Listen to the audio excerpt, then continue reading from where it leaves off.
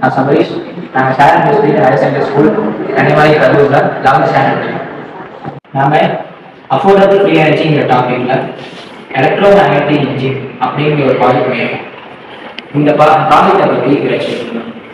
ப்ராஜெக்ட்னா electro magnetic engine. இந்த engine வந்து electro magnetic அந்த ஓட்டர் பிரின்சிபல் தான் இன்ஜின் ரன் ஆகும்.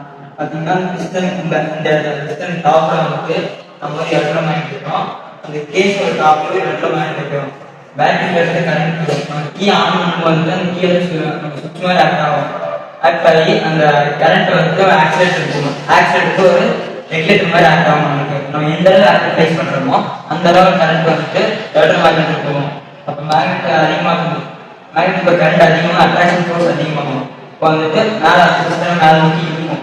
ஒரு பிஸ்டன் வந்துட்டு ஃபுல் ரொட்டேஷன் வந்து 0.6 செகண்ட்ஸ் டைம் ஆகும். நம்ம வந்துட்டு மேலே ஒரு டைம் இருக்குன்னா 0.3 வரும். அப்போ கரெக்டாக 0.25 போதே நம்ம வந்துட்டு பிஸ்டன் இருக்கும் மேக்னெட்டை ரொட்டேட் பண்ணுவோம். அப்போ வந்துட்டு சேம் டைரக்ஷன் வரும். சேம் வந்து ரிப்பிள் ஆகும். ரெண்டு மேக்னெட் ரிப்பிள் ஆகும். அப்போ வந்துட்டு பிஸ்டன் கீழே தள்ளணும். வந்துட்டு பிஸ்டன் கீழே தள்ளணும். கீழே தள்ளும் போது வந்துட்டு நம்ம கீழே தள்ளலாம். திரும்ப வந்துட்டு நம்ம திரும்ப 0.10 கழிச்சு மேக்னெட் திருப்பினோம்னா ஆப்போசிட் டைரக்ஷன் வரும். அட்ராக்ஷன் வரனால திரும்ப வந்து பிஸ்டன் மாறிடும். இந்த அப்படியே சைக்கிள் ரிப்பீட் ஆகுதுன்னா அப்படியே வந்து இன்ஜின் ரன் ஆகும். இது மூலயமா வந்துட்டு நம்மளோட ஃபியூல் கன்சப்ஷன் குறையும். இந்த இன்ஜினோட அட்வான்டேஜஸ் அப்படின்னு சொல்றேன். இது வந்து ஒரு லெவலான ப்ராசஸ் மூலம் இது ஃபியூல் கன்சப்ஷன் வந்து கம்மி தான்.